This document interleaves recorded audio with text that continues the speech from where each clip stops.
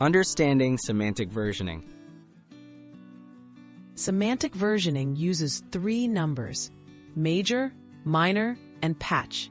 Each reflects the scope and impact of changes in your library. Knowing when and how to update these numbers ensures clear communication with users and helps prevent unexpected issues during integration or upgrade. Let's explore what each type of update means and when you should choose one over the others. What is a major update? A major update changes the first number in your library's version. This signals incompatible changes that may break existing code. Use major updates when you remove, rename, or significantly alter features. Users will need to review your changelog and update their own code. Reserve major updates for important, planned changes that require extra attention. When to use minor updates? A minor update changes the second number.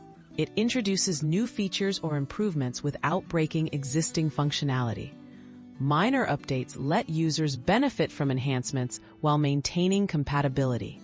Use these for adding options, optimizing performance, or improving documentation, so long as old code still works without modification.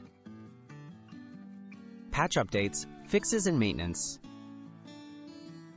Patch updates change the third number. They're used for bug fixes, security patches, or maintenance that doesn't alter how features work or add new ones.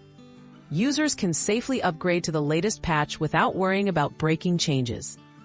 Always use patch updates for backward-compatible fixes and reliability improvements.